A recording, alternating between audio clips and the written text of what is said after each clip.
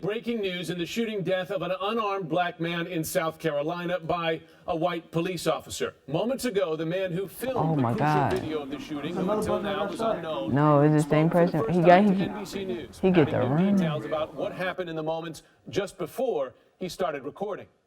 So whoever was recording this was so, man, they're so lucky. I mean, they're not lucky, but it's a good recording video. Santana, the man who filmed the shooting with his cell phone, tells NBC. What if the reason that guy pulled out a camera was because of us? Scott was trying just to get away from the taser. That, of course, contradicts the officer's version of events that Scott was trying to take away his weapon. Also, there's stuff that's going on like this in the world, and I could have been a person like this in the world, you know, getting shot by a police officer for no reason.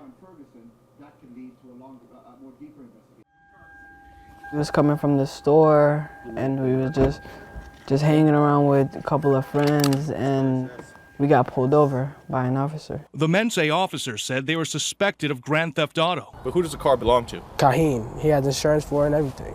When the police pulled us over, I could overhear what was happening with my friend, because I was sitting right next to the window where he was being put in handcuffs at. Plain and simple, if you fuck with me, I'm gonna break your leg before you can get a chance to run. Be honest. I don't screw around. I was like, is this like really going on? Like, what is this guy? Is this guy like okay? Like, is he really saying this to a teenager, breaking legs? Like, I was confused at it. Like, I thought he was a cop that was supposed to protect and serve. Can you tell me why I'm getting arrested? I feel like arresting you. So I just started to record it, and as soon as he said, I feel like arresting you. So I felt like that was a racial profile, because you just don't feel like you're arresting a person. You just gotta have a reason to arrest somebody. We have major challenges between the Minneapolis Police Department and communities of color across the Twin Cities. Part of the challenge has to do with the levels of over-policing, particularly on the north side of Minneapolis, where we see a high concentration of police in an impoverished community. People do not feel free, they do not feel safe, and they feel that they're under siege in their own neighborhoods. If you go Edinburgh, if you go Edina, all that neighborhood is a rich neighborhood. You don't even see around the police. But even here in South Minneapolis, every 4 stoplight you see the police.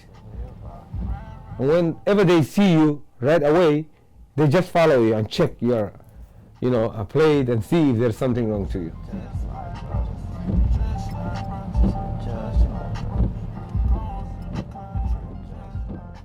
Right after I see this video, I talk to my kids, I told them, you see, this is what's going on. You guys go to school, come back home. Don't talk to anybody, don't go around. Because it can happen anybody, not only Faysal and his friends. Plain and simple, I'm gonna break your leg before you get a chance to run. It's America.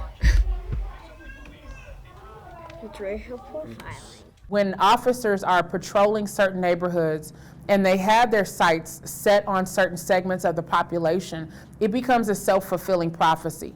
So that when they encounter young African American men, the first thought that may pop into an officer's head is that these young men are up to no good. Policing is not different than other types of systemic oppression. When you look at rates of graduation rates, for example, from public high school, the gap between white and black is one of the worst in the country.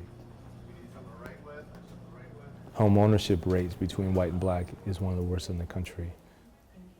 So arrest rates just fall in line with a continuum of policies and social problems that are really cooked into our legal system.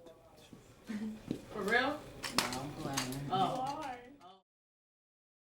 We are in the cop car for at least 45 minutes, just waiting just to see what's going on. We're not getting answers or don't know what's going on. They're searching the car. Do me a favor, guy. Give me your phone.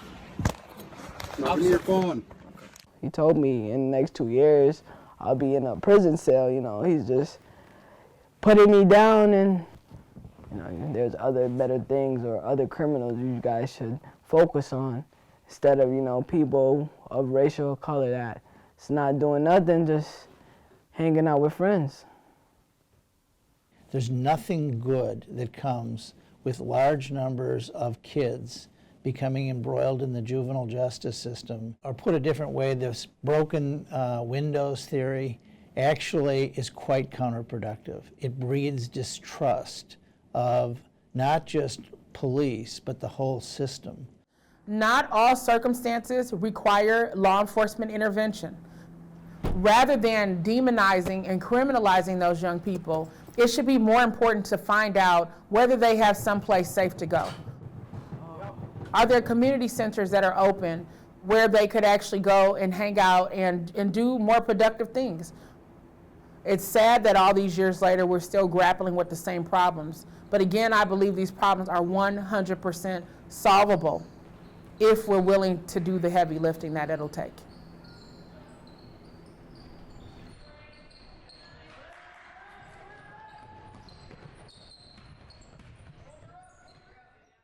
I mean, I am scared, but I just gotta, you know, I'm trying to keep my, just calm and just understand the procedure that's going on right now. It's, you know, it's under investigation.